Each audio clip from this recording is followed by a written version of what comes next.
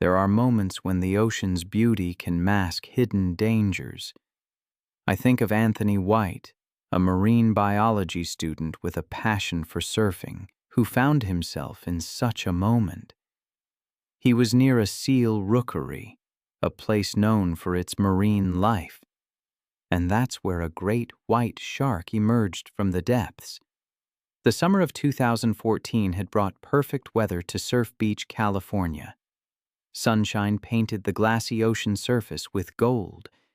Anthony, just 22, embodied the spirit of a California surfer. Friends saw him as fearless, yet deeply respectful of the ocean. He combined his love for remote surf spots with methodical research into ocean conditions. This particular morning was meant to be the perfect blend of his two passions. He arrived at Surf Beach as the sun rose. He spent an hour checking the conditions and waxing his board. He'd told other early morning surfers that the best waves were beyond the crowded areas, even though they were right next to the seal rookery at Point Conception. That morning, he carried his 6'2" shortboard and minimal safety gear. He'd signed the beach access log, indicating he'd stay at the main break. But he spotted what looked like perfect waves breaking further offshore.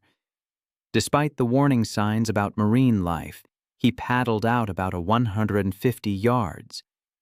The area was stunning, with seals barking and crystal-clear water revealing the sandy bottom. He was setting up for a wave when he noticed something unsettling, an unusual quiet.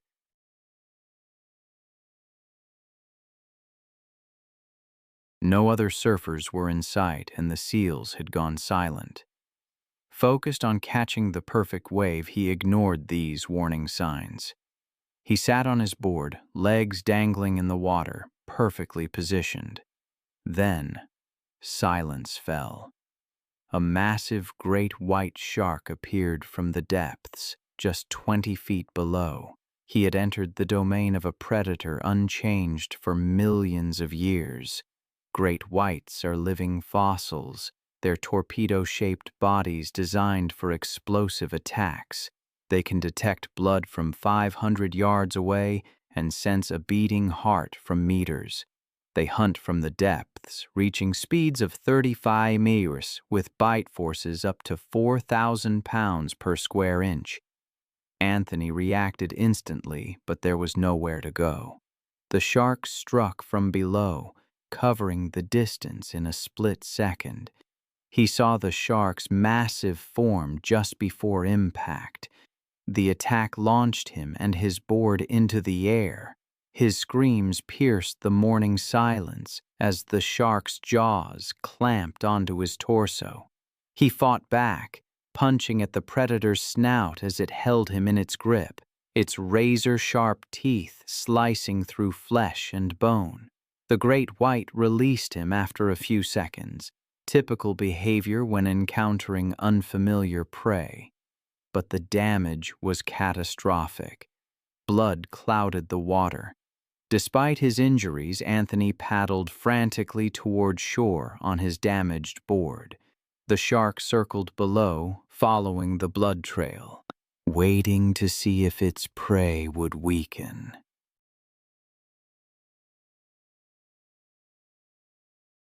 Anthony covered nearly half the distance, but blood loss and shock overwhelmed him. A jogger heard his screams and called for help, but the remote location meant rescue was minutes away. By the time lifeguards arrived, Anthony had disappeared beneath the surface. 2 hours later, his mangled surfboard washed ashore, bearing the unmistakable crescent-shaped bite marks of a great white shark. The gouges told the story of his encounter. His body was never recovered. The university established a memorial scholarship in his name, and Surf Beach was temporarily closed while marine biologists studied great white activity. The attack led to enhanced warning systems and safety briefings for surfers. As the sun set over the California coastline, the memory of Anthony White served as a stark reminder. I've spent years studying the ocean's most fearsome predators, but the bull shark always struck me as uniquely terrifying. They're not just saltwater creatures. They can swim up rivers, appearing in freshwater lakes where you'd least expect them. Their adaptability makes them unpredictable, and their aggressive nature makes them incredibly dangerous. I remember reading a story about a charter fishing trip that turned into a nightmare in Galveston Bay, Texas. September 3rd, 2015, dawned with perfect weather. A brilliant blue sky over the Gulf Coast.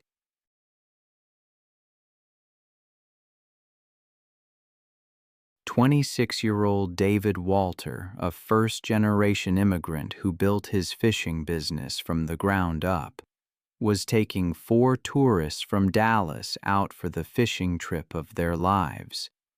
His clients loved his enthusiasm and his knack for finding fish. Friends knew him as methodical and safety-conscious. The tourists were celebrating a bachelor party, and David had promised them a great time near the Galveston jetties. They spent the morning pulling in red snapper and speckled trout, filling the cooler with their catch. David navigated to his favorite spot, a mile offshore, where the depth dropped to 25 feet, attracting bait fish and the predators that hunted them. But then the boat's engine died, coughing and sputtering, leaving them drifting in the strong Gulf current toward the shipping channel. David quickly diagnosed the problem: a clogged fuel filter. But as he worked, the anchor began dragging. Local charter captains had warned about unusual activity in the area, but such warnings were common. The water was murky after recent storms. David had fished these waters for years without incident, so he reasoned that they would be safe with other boats nearby. With his clients getting nervous, he made a decision that would change everything. He stripped down and dove overboard to manually reset the anchor, hoping to stabilize their position while he fixed the engine. He didn't know he was entering the hunting grounds of a bull shark.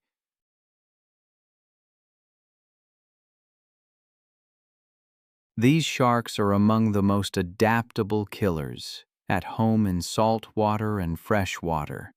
They possess specialized kidneys that allow them to regulate salt levels, enabling them to swim far up rivers and into freshwater lakes.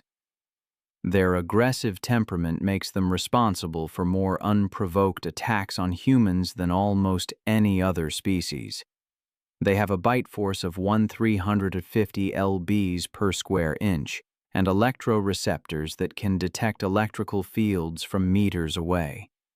They strike multiple times with the tenacity of a pit bull until their prey stops moving. David worked underwater, but the current was stronger than expected, and the anchor was stuck. A 7-foot bull shark had been patrolling the fishing grounds, drawn by the chum slick from David's charter. The predator's acute senses detected the electrical fields from David's rapidly beating heart and the scent of blood. What happened next was shockingly fast. David never saw the shark coming through the murky water. The bull shark struck from behind, its massive jaws clamping down on his leg before immediately releasing and circling for another attack. The impact was so violent that David's clients heard his muffled scream through the water. David fought to reach the surface, but the bull shark continued its relentless assault, each bite tearing away more flesh. The shark's persistence was terrifying. Once committed to an attack, they rarely give up.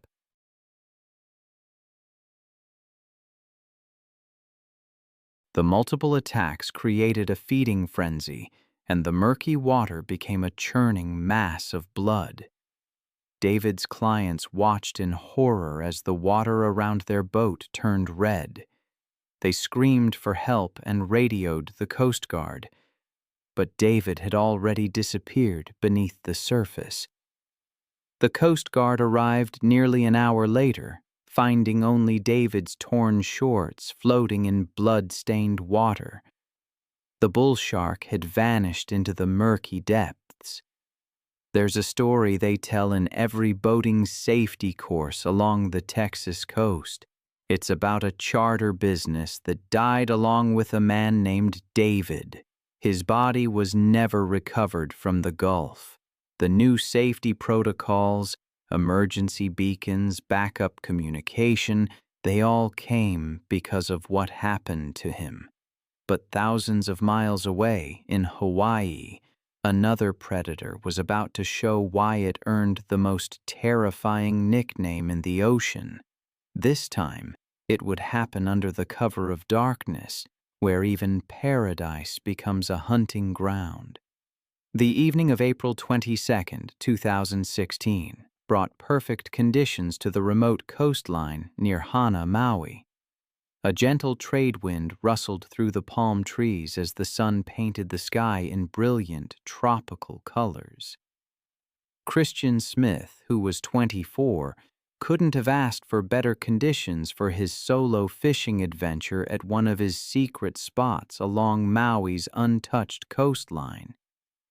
Christian embodied the laid-back Hawaiian lifestyle that drew so many to the islands.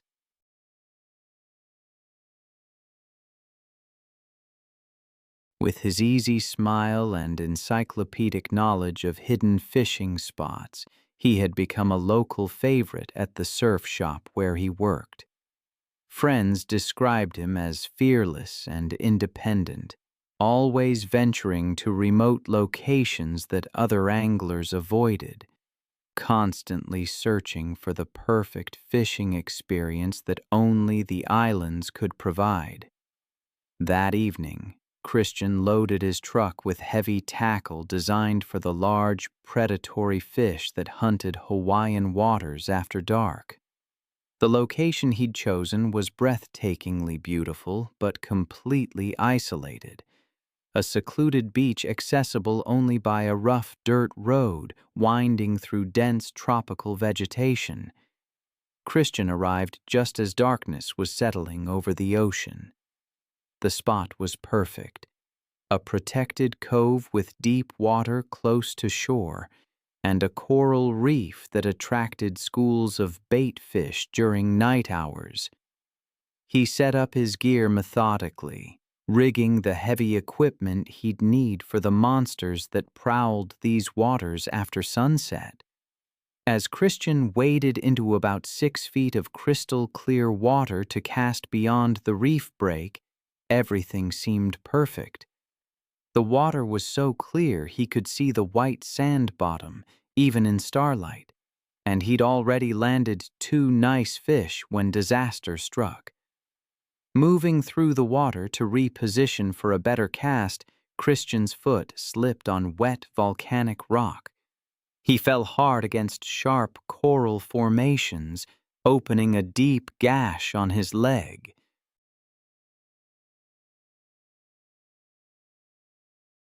Blood immediately began streaming into the pristine water around him. Local Hawaiian fishermen had warned about increased predator activity during night hours, but Christian had fished these waters countless times. What he didn't know was that the remote location had become a hunting ground for one of the ocean's most dangerous predators. As Christian tried to assess his injury in the dim light, he realized the cut was deeper than expected. His splashing and the metallic scent of blood created the perfect storm of stimuli that trigger a predator's hunting instincts. Unknown to Christian, he had attracted the attention of Hawaii's apex predator. Tiger sharks are perfectly adapted for nighttime hunting in both shallow and deep waters, earning the nickname wastebasket of the sea because they'll eat virtually anything. Their stomachs have contained license plates, tires, and even other sharks. These massive sharks can grow up to 18 feet long and possess an indiscriminate appetite that makes them particularly deadly during nighttime hours when they move into shallow water to hunt. Tiger sharks can detect blood from several hundred yards away, and their lateral line system senses the slightest vibrations in the water, making escape nearly impossible once they lock onto a target. Christian began wading toward shore, but his movements became increasingly erratic as blood loss affected his coordination.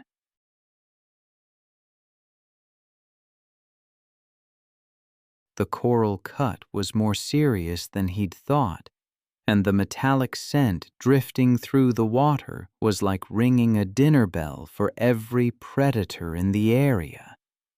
The 10-foot tiger shark had been patrolling the reef edge when Christian's blood trail reached its sensitive nostrils. Unlike more cautious reef sharks, tiger sharks are known for their bold, reckless approach to anything in their territory, especially during nighttime hunting hours when they become most active. Christian never saw death coming through the dark water. The attack was sudden and devastating. The tiger shark struck from the side, its massive jaws clamping down on his injured leg with crushing force. The impact knocked Christian off his feet, sending him tumbling in the deeper water. The predator's attack was relentless and indiscriminate.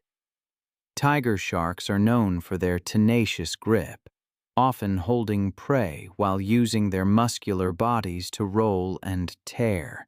The shark maintained its grip while striking with its powerful tail, creating a whirlpool of violence. What makes tiger shark attacks particularly horrific is their feeding behavior. Once they taste blood, they enter a feeding frenzy, biting repeatedly until prey stops moving. Christian fought desperately, but the predator's grip was unbreakable, and each movement only intensified the attack. I'll never forget the story of Christian, a fisherman in Hawaii. His screams echoed across the empty coastline, but no one was there to hear them.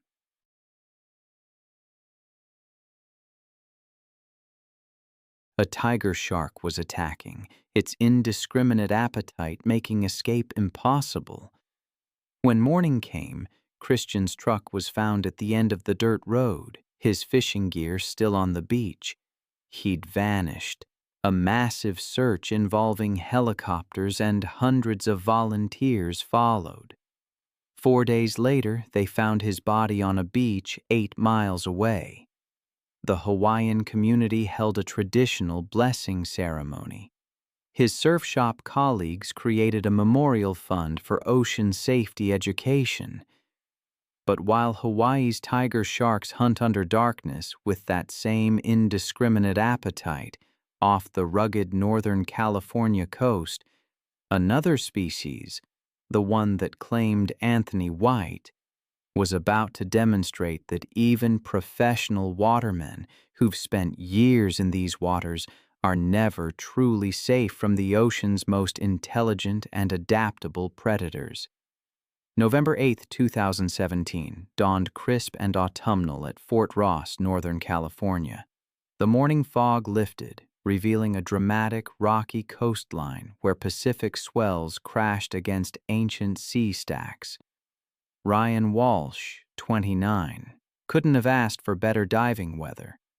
Calm seas and good visibility promised a profitable day, harvesting the prized mollusks that commanded premium prices in the finest restaurants.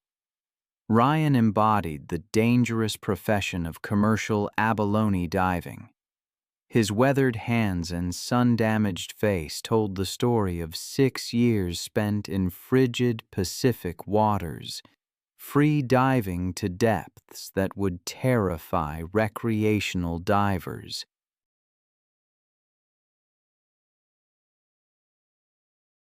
Friends described him as methodical and safety-conscious, but also driven by an obsessive pursuit of the perfect abalone beds hidden in rocky depths.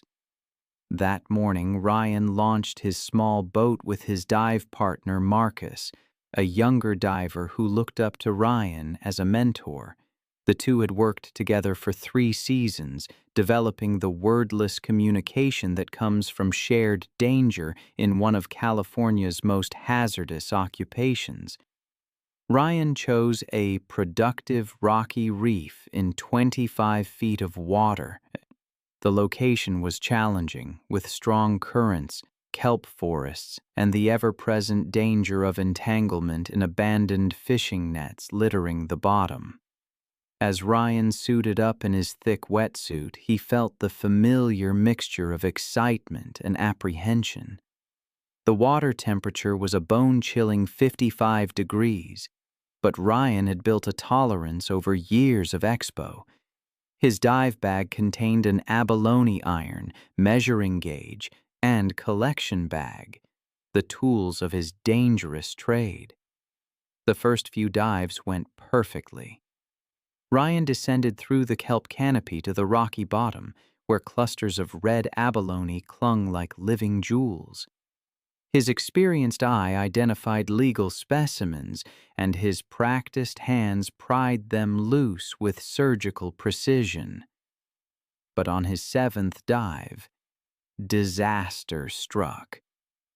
Working to free a particularly large abalone, Ryan's fin became entangled in abandoned fishing nets.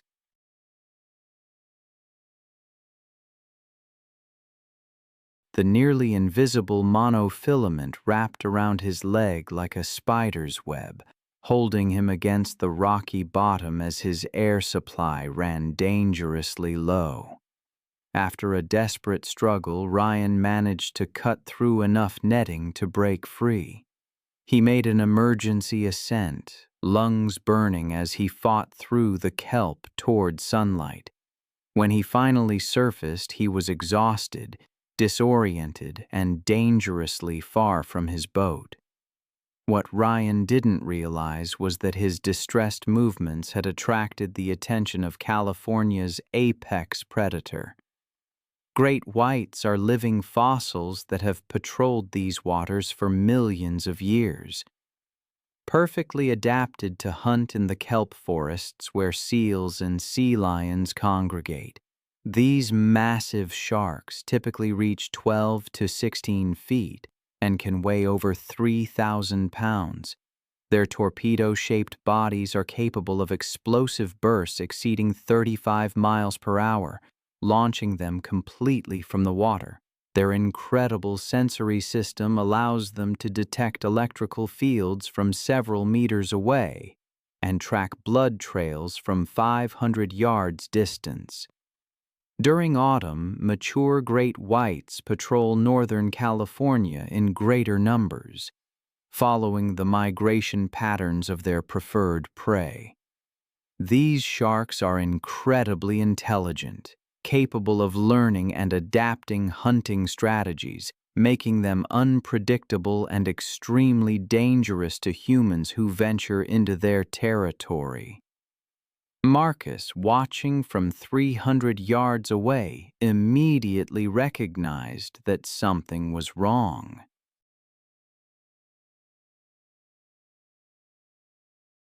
Ryan floated motionless at the surface, clearly in distress. Marcus started the engine and raced toward his partner, but the distance seemed impossibly far. The 13-foot great white had been patrolling the kelp beds when it detected Ryan's emergency ascent. The shark's acute senses picked up electrical impulses from his rapidly beating heart, the scent of abalone in his collection bag, and the erratic movements of a creature in distress, all triggers activating predatory instincts. Ryan never saw the attack coming.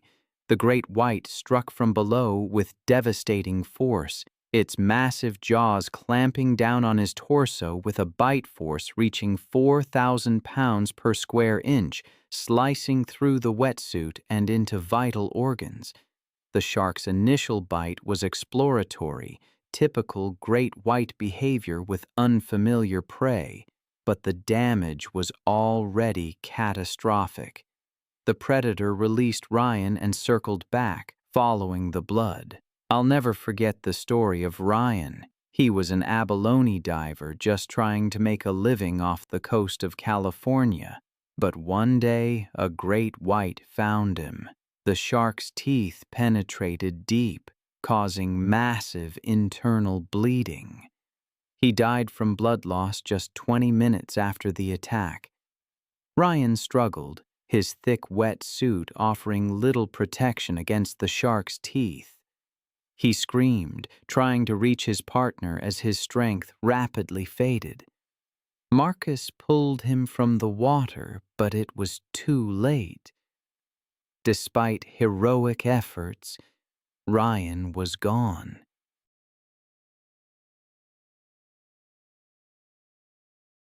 His death sent shockwaves through the small abalone diving community. New safety regulations were implemented, and Marcus, his partner, became a dive safety instructor. The abalone beds at Fort Ross were temporarily closed while biologists studied the great white activity. But while great whites patrolled the kelp forests of Northern California, hundreds of miles south in Florida's warmer waters, the same species that claimed David Walter was about to turn a spearfishing competition into a feeding frenzy. This time, the attack would unfold in crystal-clear water, where every horrific detail would be visible. August 14, 2013, dawned perfectly in Jupiter Inlet, Florida. The morning sun sparkled on the emerald Atlantic waters, creating ideal visibility for the annual South Florida spearfishing tournament. Alex Paul, a 33-year-old construction foreman from Miami, couldn't have asked for better conditions for the prestigious competition. Alex embodied the passionate dedication of Florida's spearfishing community, spending weekends free diving and honing his skills. That morning, he joined 40 other competitors at the tournament briefing.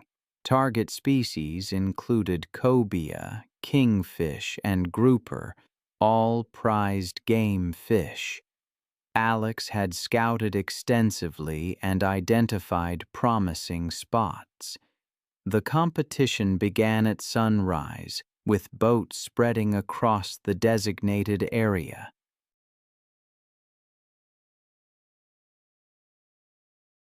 Alex and his dive buddy Carlos headed to a productive reef in 30 feet of water where baitfish schools attracted larger predatory species. The water was exceptionally clear, with 80-foot visibility. For 2 hours, Alex had moderate success. But as the morning progressed, he became focused on finding a trophy fish. Then he spotted a massive cobia cruising the reef edge. It was magnificent, easily 50 pounds and worth maximum tournament points. Alex hyperventilated to extend his bottom time, then dove to intercept the fish's path. His shot was perfect, striking just behind the gills, but the wounded fish immediately took off for deeper water. In his excitement, Alex became separated from Carlos and the other divers, finding himself alone in an isolated reef section. The wounded cobia's struggle created a significant blood trail as Alex fought to control the powerful fish. When he finally surfaced with his prize, he was bleeding from cuts caused by sharp fins and exhausted from the underwater battle. The combination of fish blood and human blood, along with the dying cobia's struggles, created the perfect stimuli, triggering the predatory instincts of every shark in the vicinity. What Alex didn't realize was that he had attracted one of Florida's most dangerous predators, the bull shark. These powerful hunters, typically reaching 6 to 8 feet, possess remarkable adaptations that allow them to survive in both salt water and fresh water.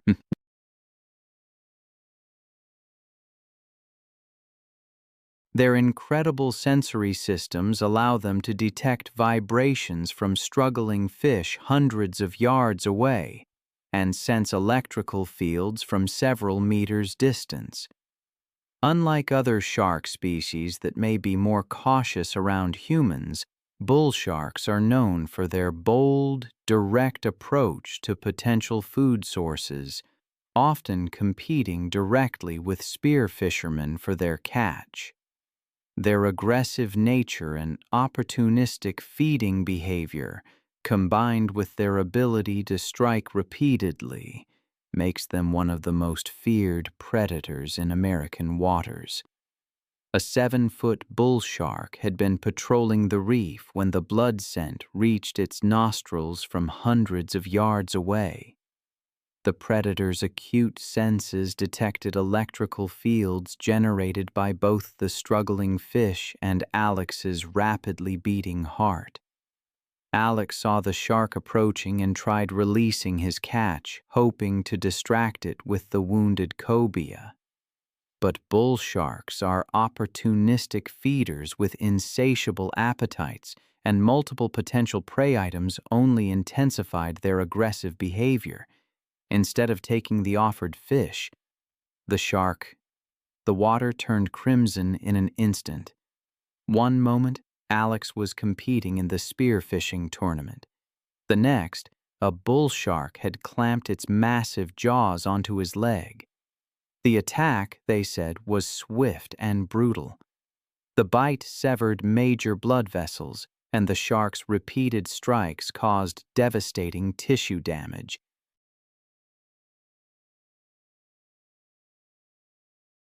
I can only imagine the desperate fight. Alex punching at the shark's snout, trying to reach his dive knife. But the bull shark, driven by its aggressive nature, continued its relentless assault. Divers, alerted by the commotion and the spreading blood slick, raced towards him. They found him floating unconscious, his spear gun and the wounded cobia drifting nearby. The bull shark had vanished, leaving behind only the horrifying evidence of its attack. Despite immediate first aid and a Coast Guard helicopter evacuation, Alex died from massive blood loss during the 40-minute flight to the trauma center. The tournament was immediately canceled, and the entire spearfishing community mourned the loss of one of their most respected members. In the wake of Alex's death, enhanced safety protocols were implemented in tournaments. New requirements mandated closer proximity to dive buddies, and organizers began providing emergency response training. The association even established a memorial fund dedicated to promoting safer diving practices,